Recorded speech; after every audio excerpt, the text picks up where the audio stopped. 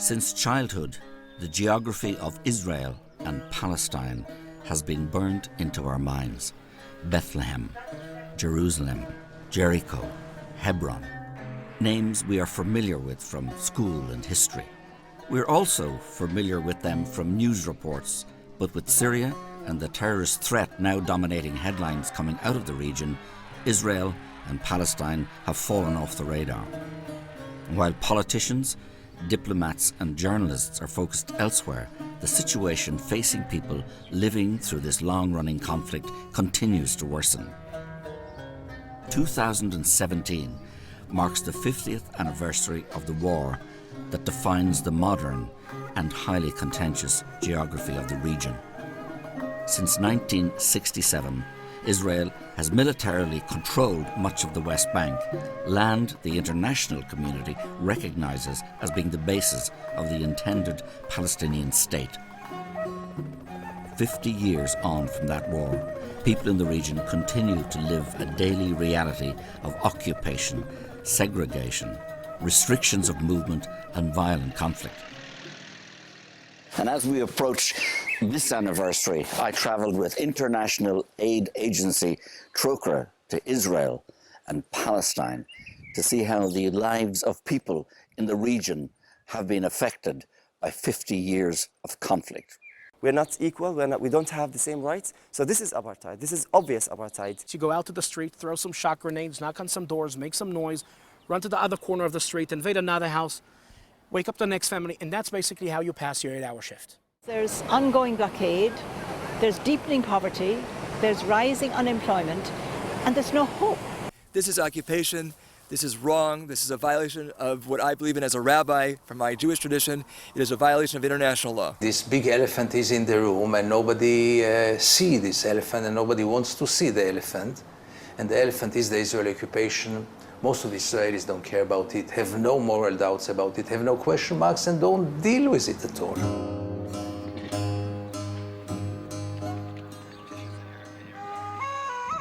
One of the oldest cities in the world, Jerusalem, is also one of the most contentious. With some of the holiest shrines in Judaism, Islam and Christianity located just yards from each other, Jerusalem's old city is thronged with tourists.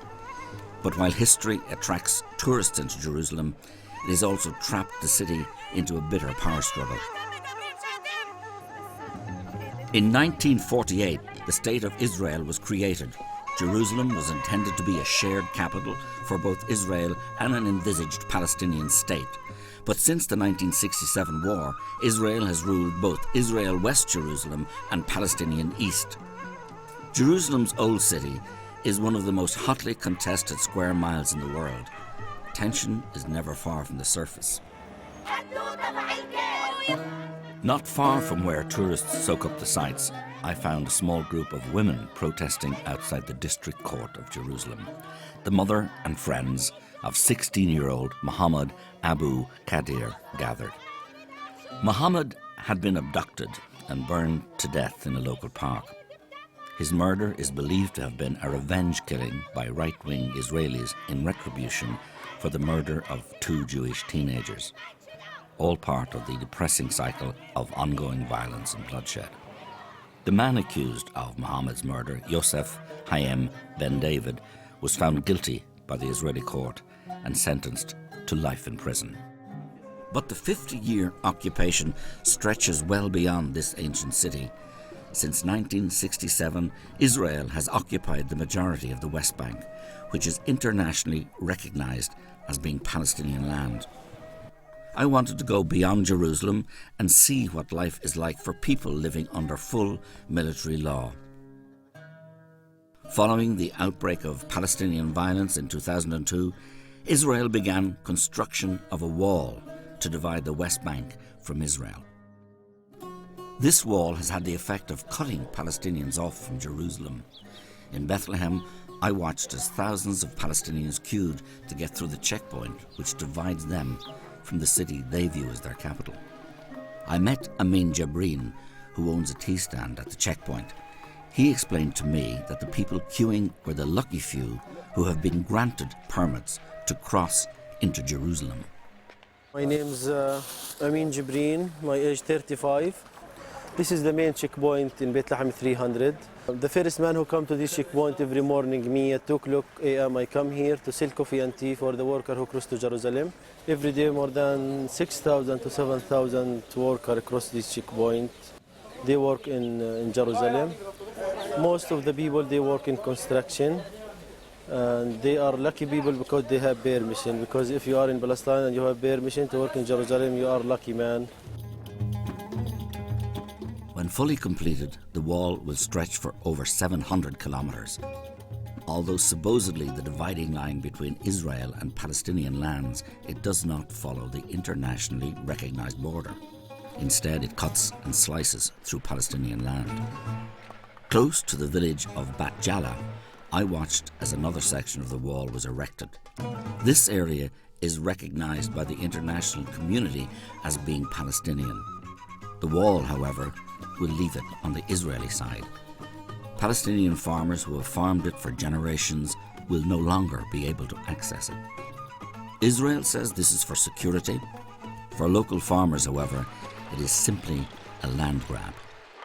One day we just discovered that a lot of army and soldiers and Israelis coming here to uproot all the olive trees, and we are talking about an ancient olive trees, like 1400, since the Roman time.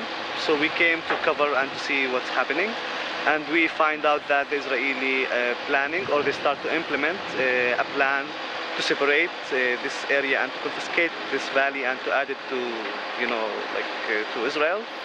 And of course, a lot of international activists and a lot of Palestinians, we came here and we were demonstrating for weeks and weeks. And of course, a lot of tear gas, a lot of shooting on the activists. And we couldn't, as a people and activists, to stop their project and their buildings here.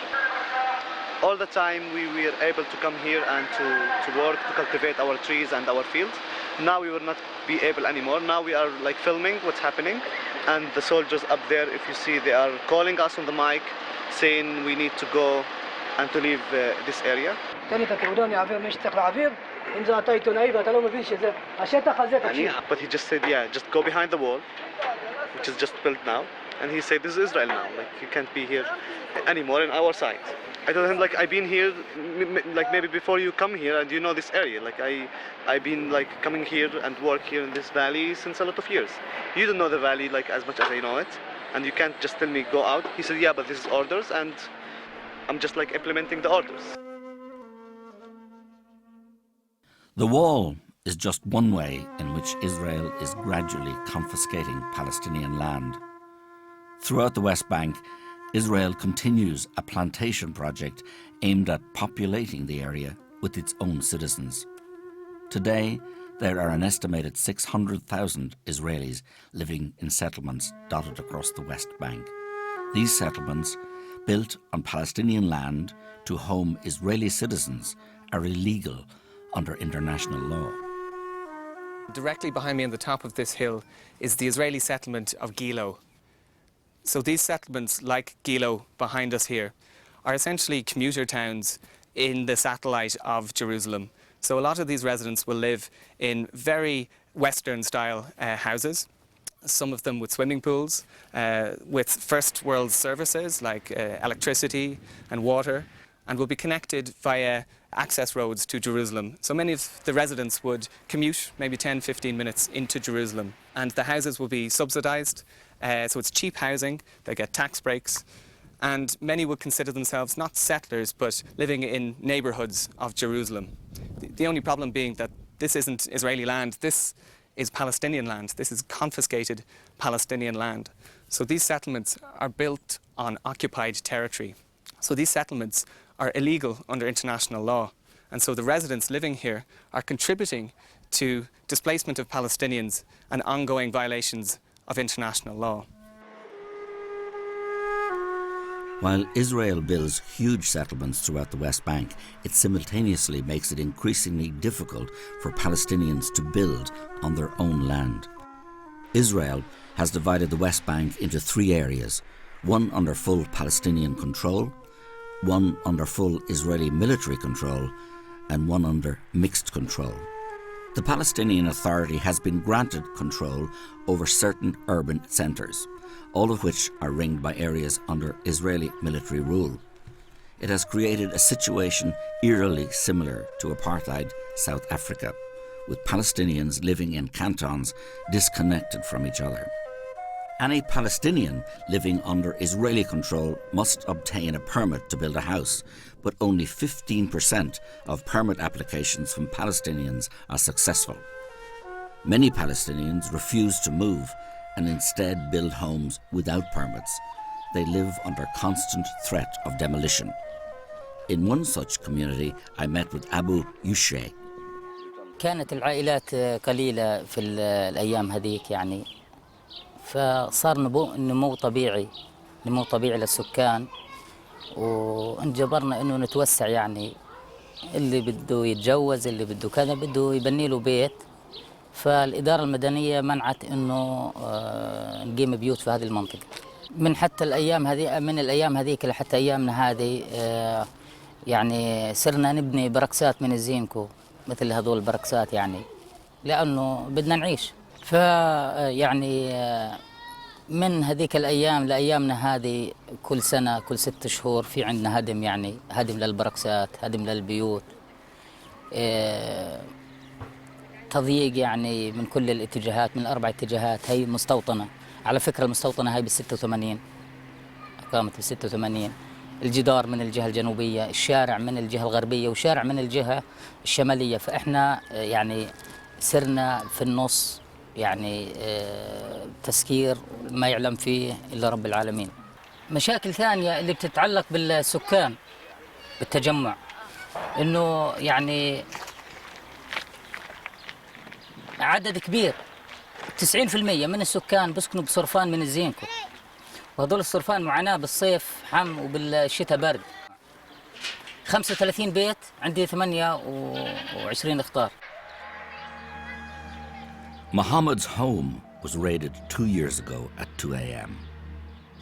Israeli soldiers kicked in the door, let off shock grenades, yelling and pointing machine guns at the family.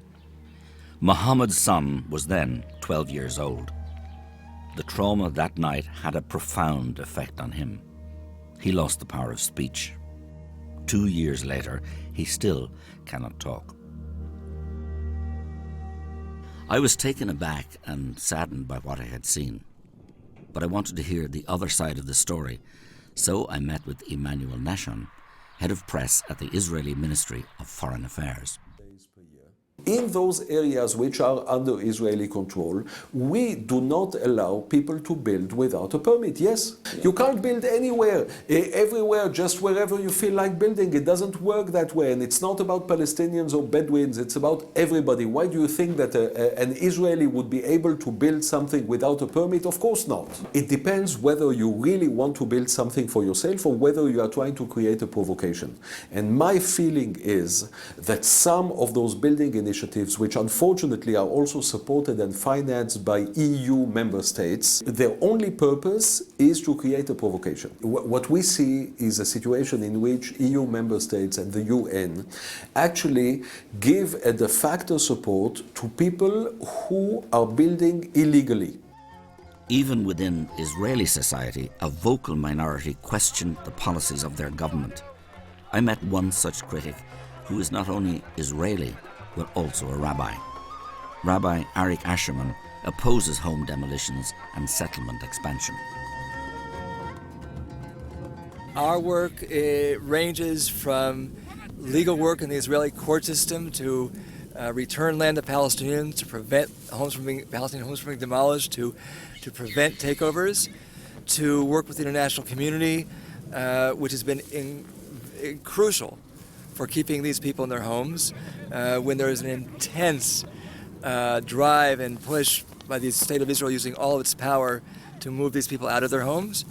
And sometimes it can be on the ground work, physically accompanying the farmers when they are harvesting, or the shepherds, or getting to their trees, or whatever has to be done so they can do so safely. Rabbi Arik's work brings him directly into conflict with the Israeli state and with settlers. Even his status as a rabbi offers him little protection. On a recent routine visit with Palestinian farmers to an olive grove, Rabbi Arik was attacked by a masked settler who threatened to stab him. He was lucky to escape with his life. Despite violent confrontation, he is still determined to speak out in support of Palestinians facing home demolitions. We visited one such community where he has campaigned to keep the bulldozers at bay. Fatima and her family and the other families of Susia are still in their homes today. And that's not something that should be taken for granted. And yet, they are living by the skin of their teeth, scraping out a living, not being able to fully live in dignity on their own land because of all the intense pressure being applied in every imaginable way by the state to get them eventually to move. It becomes a human rights issue when, in the name of a negotiating position, agree with it or disagree with it, you try to basically expel people from their homes. And that's what we have down here. This is occupation. This is wrong. This is a violation of what I believe in as a rabbi from my Jewish tradition. It is a violation of international law. Close by, Rabbi Arik brought me to another community who are waiting for a date in court to appeal against the demolition of their home. We're here in a small village, a community called Tarek in the south Hebron Hills, and we've come here today with Rabbi Arik, and he's negotiating on behalf of the community here to prevent this house behind me being demolished. They're in court tomorrow morning, and the homeowner says that if this demolition order is carried out, they will have to return to living in tents. They had to build without a permit because they had a new family and they couldn't get a permit. Now he's asking, what would you want to tell the judge? What are you going to do if you come and demolish your home? I'd like to tell the judge, before you were a judge, you were a little boy or a girl, and then you grew up, and then you got married and you built a home, and we're the same. Would you agree that someone would come and demolish your home and leave your children without a roof over their heads, exposed to the elements and to the sun? You may be a high court judge, but you're also a human being. And you should understand from your human feelings that we just want to live and have normal lives here. The difficulties Palestinians face in gaining building permits also extends to other resources. According to Human Rights Watch, not only are building permits difficult or impossible for Palestinians to obtain in 60% of the West Bank, Palestinians also have limited access to water, electricity, schools and other state services that are readily available to Israeli settlers. Water is among the most contentious resource. I visited one area where locals say their traditional water supply has been rerouted to serve settlers. We're here just outside Jericho at the Illusia Spring. This, as you can see behind me, is a dry spring bed where before water flowed freely all year round.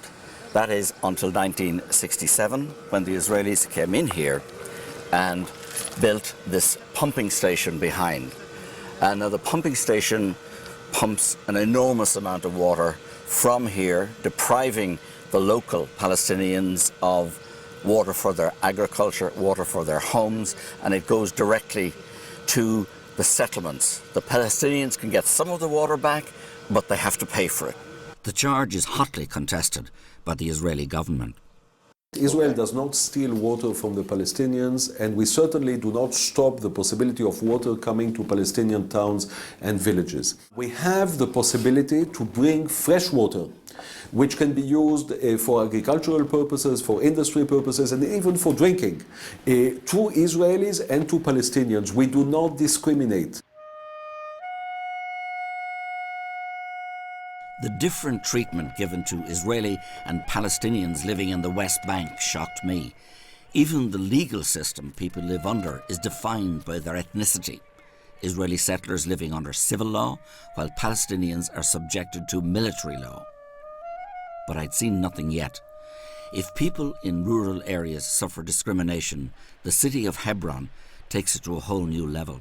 Like Jerusalem, Hebron is claimed by both Israelis and Palestinians. Although located deep in the heart of the West Bank, Israeli settlers claim the city. To defend them, the Israeli military has shut off the historic centre of the city to Palestinians. We met Israeli writer Gideon Levy, whose weekly column for Haaretz newspaper often highlights human rights abuses in the West Bank. If you want to see the Israeli apartheid in a nutshell, go to Hebron. There's no other place in which you can see it in the most crystal clear way. I mean, when a whole community is expelled from their homes, thousands of people from their shops. When you live in a ghost town where there is almost only Jews living there after all the Palestinians had to leave out of fear because of the threats that they were living under and the violence that was implemented against them and because of the army. If you see streets which are allowed only for Jews and roads which are allowed only for Jewish owners, what is it if not apartheid? Yehuda Shaul knows these streets well. As a sergeant in the Israeli Defense Forces, he patrolled them nightly. He says that his orders were clear: to disrupt the lives of Palestinians in any way possible. The IDF is supposed to protect the people who live here. Our orders as soldiers on the ground are very different. We are told we are here to protect the settlers. If we see a settler attacking a Palestinian, not our job. That's the job of the Israeli police. So I stand in a post, and I was standing in a post, and dozens of times, right in front of my eyes, settlers are beating up, are throwing stones, are breaking windows, are cutting electricity lines to a Palestinian house, and my orders are not to interfere. The concept in the IDF is that if Palestinians will get the feeling that the Israeli army is all the time everywhere, they'll be afraid to attack. So what do you do to make them feel this way? You make your presence felt. In Hebron, you have 3 patrols, that's their job, to make their presence felt. You start your night shift patrol, 10 o'clock till 6 o'clock in the morning. You choose a random house, the officer, the sergeant who leads the patrol. I was the sergeant leading these patrols for a while, yeah? Bump into a house, wake up the family, men one side, women the other side, search the place. You can yourself imagine the dynamics, what happens when a military unit bumps into your house at 2 o'clock at night. Finish searching the place, you go out to the street, throw some shock grenades, knock on some doors, make some noise, run to the other corner of the street, invade another house, wake up the next family, and that's basically how you pass your 8-hour shift. My deputy company officer threw a tear gas canister on a Palestinian kid, 3-4 years old, in a balcony, eating watermelon because he was collecting intelligence against us. Yeah, the guy was this size. He was having a competition with his radio guy whether who can fire a tear gas canister into a Palestinian home while the family is inside under curfew, cannot leave. A sergeant in my company killed a Palestinian young man with a rubber-coated bullet to his chin from around 10 meters away.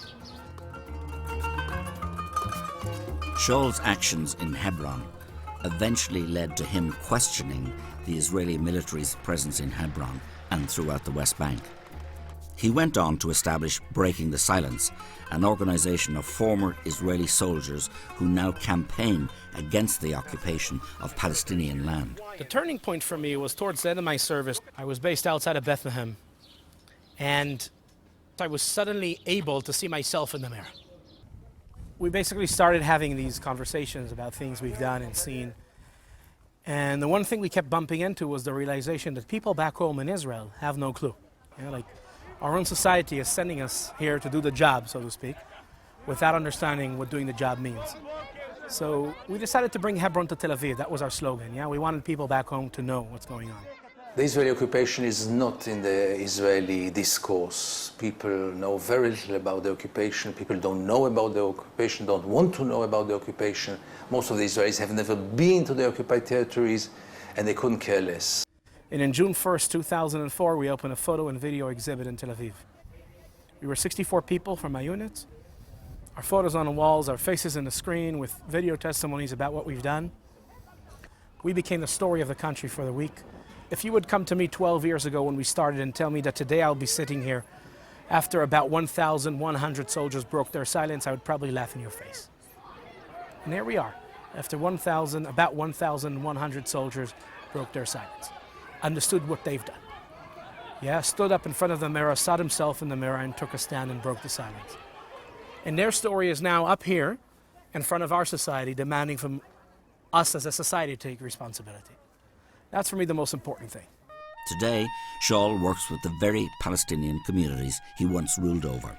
Among them is Abel Rahman Samalia. My name is Abdurrahman, and I live in this house. This is my house. This is where I live. If a settler came to my house and attacked me in my house, if he went to the police station and said that I attacked him, by the law, I'm guilty until I prove the opposite. So by the law, I will go to jail. And they are innocent until not I prove the opposite, but the police proves the opposite. The Palestinians who are living here, they are all under the military law. The settlers who are living here, they are under the civilian law. We're not equal. We don't have the same rights. So this is apartheid. This is obvious apartheid. I live in Hebron in an area called Tel Rumeda. It's really, really hard and difficult to live next to the settlement.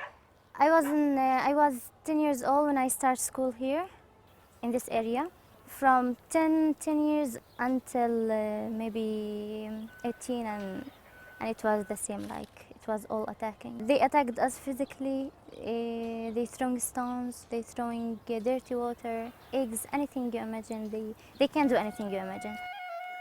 I'd never seen anywhere like Hebron before. A ghost town filled with the pain of people who had been evacuated. It was eerie to walk down its empty streets. On one of the streets that is off limits to Palestinians, I met an Israeli settler who lives in the city. First of all, welcome to Hebron. It's the first historic Jewish city. There are many Jewish livers here, and they're not settlers. We're not settling foreign land. This is our land. We lived here before the establishment of the state or anything like that. So we are the indigenous people here. I'm not saying there aren't other people that lived here for years. And I wish we can go back to the day, the way it was beforehand, where we lived side by side with true, real peace. There's organizations, NGOs, who mask themselves as human rights or whatever they want to call it, which use it as an agenda to spew that hate and that violence and keep it going, because if us and the local Arabs work it out, then they don't have a reason to exist. His words echoed those of official Israel. Israel continues to build settlements, and then the UN have recently said that the settlements, I'm just quoting this, are in direct violation of Article 49 of the 4th Geneva Convention, which forbids an occupier from transferring its own civilians into the territory it occupies. Well, we have a disagreement. We have a legal disagreement with the UN. And you don't agree with the UN on that? No. We do not agree on that statement at all. And the reason is the following. We do not consider this land to be occupied land. We have demonstrated time and again that when there is real peace, we are willing to uproot settlements. We have done it in Egypt. We have done it unilaterally in the Gaza Strip. The settlement blocks, which are most of them, or all of them rather, in the vicinity of the Israeli border, are meant to stay under Israeli sovereignty. But what we have discussed with the Palestinians some years ago was the possibility of a territorial exchange. We see the activity of settlement building as something which is not against international law, and something that needs to be discussed together with the Palestinians. But if the conflict in the West Bank is a gradual and systematic one, the situation in Gaza is more upfront. 41 kilometers long and 12 kilometers wide, Gaza is a tiny, self-governing territory that is home to almost 2 million people. With both Israel and Egypt having locked its borders to all but a select few, the majority of Gaza's citizens are trapped. It has become, effectively, the world's largest open-air prison.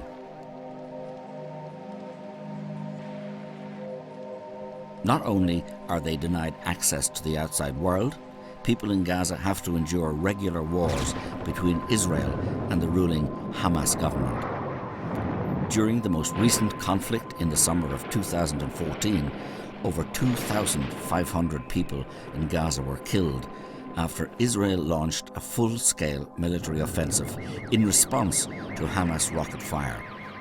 Among the dead were Mohammed and Khalde El-Selek Sajaz, 3 children. لما طلعنا فوق على السطح لقيت الوالد وال7 أطفال كله مرمى على الأرض. لما طلعت الوحيد اللي لقيته كامل يعني بدون أي إصابات في الرأس أو هذا ابني الوسطاني اللي هو عبد الحليم. حملته قلت إن شاء الله يكون عايش، حملته ونزلته تحت على أساس إنه عايش. بعد ما اديته لابن عمي على أساس يودوه على الشفا ينقذوه. طلعت كمان مشوار تاني أخذت عبد العزيز كان راسه من هان مفتوح، حملته ونزلت فيه واديته لأخت مرتي. كان لسه في نفس، بس حتى في حاجة من مخه وقعت وأنا بحمل فيه، وطلعت مشوار ثالث. قلت بدي أجيب أمنية، ما شفتش الهراس، ما قدرتش. قلت خلص بس ينزلوها بأنزل أنا على ضليتني على باب الدار استنى فيهم ينزلوهم عشان نودعهم من حاجة. لما جاء الإسعاف لقيت لما ضربوا البيت حسيته يعني الضرب عندنا في البيت. طلعت على الطابق الخامس، توقعت اني الاقي انه اولادي عايشين، انه انقذهم. يعني توقعت ما يكونوش على السطوع، يكونوا في الطابق اللي تحت شويه. طلعت فتحت هذا، لقيت طلعت دغري على السطوع، لقيت بقول لك حمايه و7 اطفال كلهم، اللي ملوش راس، اللي مستشهد على المطرح، كلهم يعني كانوا مستشهدين، يعني جثث سامده برق دم. لقيت انا كل بس اني طالعه المنظر هذا كمان ما رجعتش بعد وعي انه كان اتصال كلها باولادي. طلعت لقيت زوجي ما ياخذ ابني الوسطاني، لقيتها ضلت البنت بتطلع ما لقيتلهاش راس. لما شفت منظر ما لهاش راس نزلت من غير وعي على الدرج.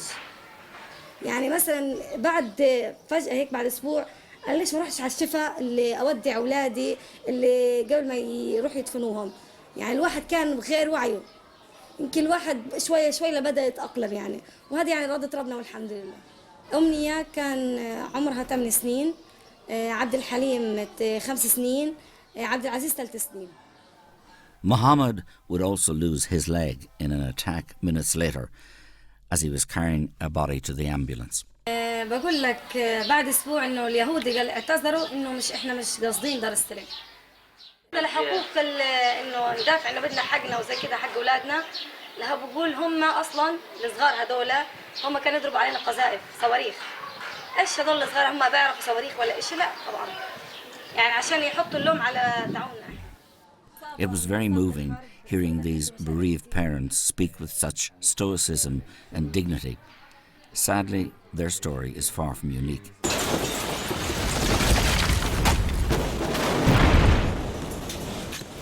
On the 10th day of the conflict, an Israeli missile hit the house of Talal Muhammad al-Hello's brother. صاحب البيت اللي هو أخويا وزوجته مسنين وبناتهم وأطفالهم كلهم راحوا في البيت بالسواء مع الأرض.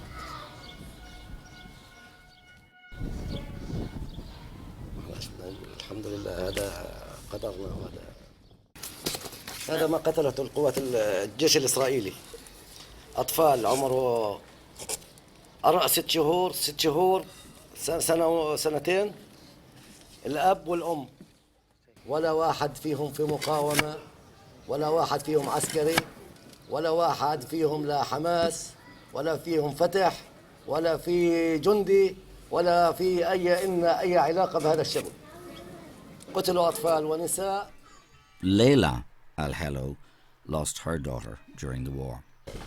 طول الليل هي بتراسلني، تسأل عن يما كيف انتوا؟ أقولها يما احنا بخير الحمد لله رب العالمين. طول الليل لحد أول الليل وهي بتسأل علي، تطمن علينا، أقولها يا الحمد لله بخير. لحد تقريبا الساعة 3 إلا 5 بالضبط آخر مكالمة إلها كلمتني. هي آخر مكالمة إلها كانت الساعة 3 إلا 5. ساعتها بعد تقريبا 3 إلا 5 وقع الدار على البيت عليهم. صرت أرن عليها جوالها يرن بس هي ما فيش حد. صار ابني يطلع من الشباك يشوف لقت بيت بالكوم تراب. Israel maintains that these wars are the inevitable result of Hamas aggression. There is no doubt that Hamas and other militant groups are guilty of war crimes by indiscriminately firing rockets into Israel. Human rights groups and the international community point to the disproportionate response of Israel. During the 2014 conflict, approximately 1,500 Palestinian civilians were killed in Gaza, compared with 6 Israelis. The chair of the United Nations Independent Commission of Inquiry warned that the extent of the human suffering in Gaza was unprecedented and will impact generations to come. Despite the massive civilian casualties and international condemnation, The Israeli government maintain that they are fighting a war on terror. Hamas will use whatever it can in order to try and hurt Israel, even if the price is hurting their own population. There is no better way to describe Hamas. It's a bunch of Islamic hoodlums who have taken them over. It's a dictatorship. It's a bloody dictatorship. Imagine the following dilemma, and those are dilemmas that we have been facing every day. A group of Hamas people start shooting rockets or mortars from a schoolyard. Do we shoot back? Don't we shoot back? Whatever we do, it's bad. Walking through Gaza's streets, the impact of the ongoing blockade and cyclical violence was obvious. 1 in every 2 people in Gaza do not have enough food to eat. A third of the population are reliant on food aid. Basic infrastructure such as water, sanitation and health services are crumbling at the seams, while the unemployment rate at 42% is one of the highest in the world. Even its fishing community is denied access to fishing grounds that would enable them to earn a decent living. Fishermen can sail only a little over 5 kilometers from the coast. Many claim that Israel denies them even this limited access. سامي علي الجوجا صياد لي 15 سنة في البحر. عميل ونص على شاطئ رفح في الليل سارحين عتمة اللي بنشتغل في الصناع. بقى على 3 ميل هو مفتوح البحر، عميل ونص احنا بنشتغل يعني في الامان ضاويين ضو، يعني الاشاره ان هينا صيادين، لا ادانا انذار ولا اي شيء، طب علينا اطلاق نار. مين هذا؟ الطراد الاسرائيلي.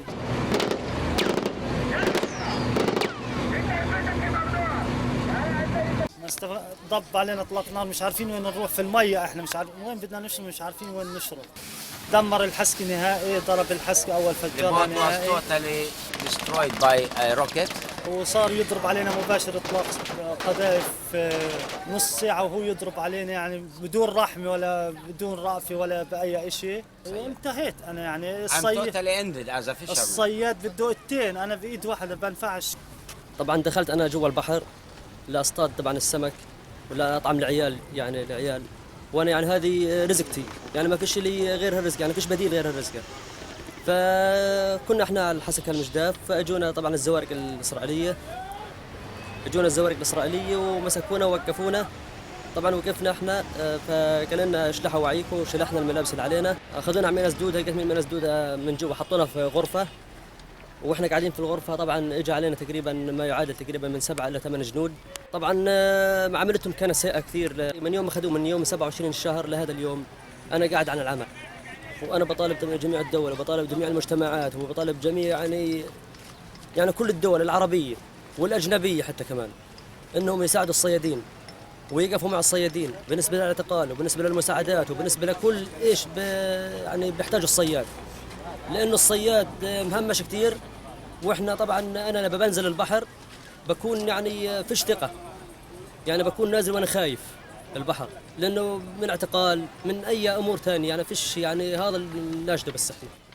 Generation after generation now, what grows in Gaza is a huge human tragedy. Even the UN declared that by the year of 2020, Gaza will not be a place where human beings will be able to live. And it's unbelievable how the world is watching it and does nothing about it. Sister Bridget Thai from Sligo has lived in Gaza since early 2015. She says that the biggest problem here is not violence or poverty. It is the complete loss of hope. I have a background in nursing and midwifery and management, and I speak a bit of Arabic and I know the Middle East. So I feel that I can bring something useful to the people here. What I saw at the beginning is what anyone can see: the poverty, the broken homes, the children on the streets. But as I get to know the people, that's when I hear the other things: the hopelessness, the fear for the future. Their children, 6 years old, have lived through 3 wars. So they're traumatized, they're clinging, they're crying, they're bedwetting. There's a lot of violence, domestic violence, because the people are traumatized. So the longer I stay, the more I see, and I actually feel it in myself, the hopelessness that is pervasive in Gaza. With the help of organisations such as Trócaire, Sister Bridget delivers medical care to children in Gaza. One of the biggest issues children face is trauma. Ola Dweek, a child psychologist who works with Sister Bridget, explains. كنت قبل بمستشفى الطب النفسي وبطلع على مستشفى الشفاء وبشوف الحالات وكنت بتعامل مع أطفال بكر. هدول الأطفال اللي كانوا على البحر وبيلعبوا كورة اجت الزوارق ضربت فاستشهد منهم 3 وبقي منهم 3 فكانوا كتير هدول الأولاد أجريسيف كتير وكل شيء فيهم تغير. وصلوا لحالة ذهان إنه خرجوا عن عقولهم. هذول الأطفال تعاملت معهم فترة معينة لكن بعد هيك تركتهم ما كملت معهم. بلشت أحس بالحرب من اللي سمعته من الناس بعد ما اشتغلت. في طفلة في منطقة الفلاحين. هاي منطقة الفلاحين كلهم طلعوا من بيوتهم في الحرب. الطفلة هاي خسرت أخوها. أخوها كان بيعتبر لها الصديق والأب والأم بتحبه أكثر من أي حدا. فقدته قدام عينيها كان راكب على فزبة فلما شفته لحتى الآن بنت بتعاني إنه حاليا بتكتب رسائل لأخوها بتجيب لي هاي الرسائل عشان أقرأها إنه على طول بتحلم فيه بتشوف كوابيس في الليل. فهاي البنت أثرت فيها لأنه صار لي بتعامل معها سنة كاملة بس لحتى الآن كل ما بتيجي بتحكي عن أخوها. So we've known these people for 2 or 3 years. Some of them lost their homes, some of them took in other people, and we've seen them grieve, try to get their lives together, try to move on, try to look forward. But look forward to what? You saw the number of children. What's the future of those children? Sister Bridget's assessment was sobering, but it was also accurate. When you speak with people in Gaza, you can feel the hopelessness. The United Nations has questioned the short-term viability of Gaza, warning that by 2020, many basic services will have collapsed. I wonder what chance there is of peace when young people in Gaza are being raised in an environment where they have a limited future. Such a situation plays into the hands of the extremists.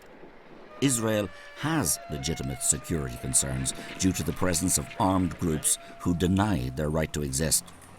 And by condemning all of Gaza's people to inhuman lives, they succeed in swelling the ranks of these groups. Without political movement, the cycle of violence seems destined to continue. I've just spent 2 days in Gaza, an extraordinary experience. I'm here in a caged area between Gaza and Israel. It's no man's land. We passed through 2 checkpoints down there, Hamas, Fatah, Palestinian checkpoints, back to back with Israeli checkpoints. It's like nowhere I've ever been. It's an open-air prison, 1.8 million people surrounded by a wall on one side and by the Mediterranean Sea on the other. And that sea is constantly patrolled by Israeli gunboats. We have met people who have been devastated by the war, families who have lost up to 11 people, children with horrific injuries. Having spent time in Gaza and the West Bank, it was very difficult to come away feeling positive. The conflict seemed so intractable, so deep and so ingrained. However, there are voices for peace. Before I left, I had a chance to meet a group of Israelis and Palestinians who work together. Combatants for Peace is an organization of former soldiers and militants who have joined together to call for peace and justice for all. I joined them outside of Bethlehem on their monthly rally in the shadow of the separation wall.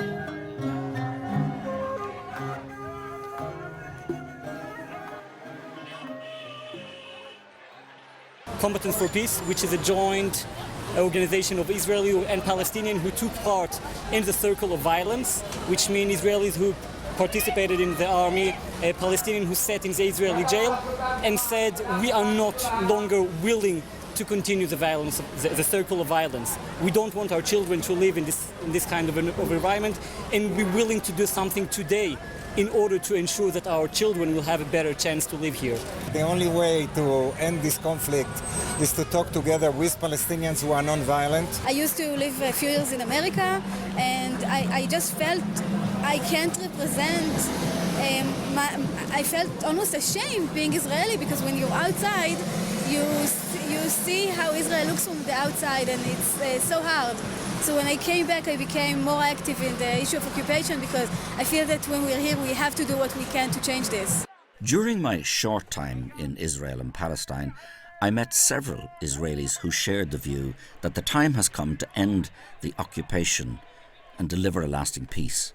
These activists remain a minority voice, but there are signs that their numbers are growing. In April 2017, two former heads of Israel's powerful domestic intelligence service claimed that the ongoing occupation was destroying Israeli society.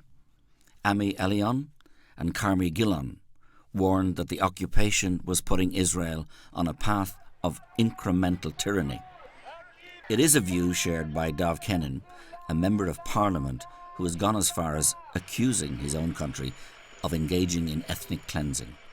The problem in Israel is not that people so much like the current situation. The most important problem is that most Israelis do not see an alternative. Most Israelis, in principle, were willing to have a two-state solution, to have an independent Palestinian state alongside Israel. The problem is that the right wing in Israel succeeded to persuade the majority of Israelis that this solution is not possible. The current situation is not a frozen situation. It is a deteriorating situation. And the fact that occupation is continuing, and the fact that many people, Palestinians and Israelis alike, are losing hope, this is, by itself very, very dangerous, because people without hope can do very, very bad things. After hearing so many stories of despair, it was inspiring to see people from both sides of this decades-old conflict coming together and calling for solutions. US President Donald Trump has met both the Israeli and Palestinian leadership and has vowed to make peace in the region his foreign policy legacy. Whether he can achieve that remains to be seen.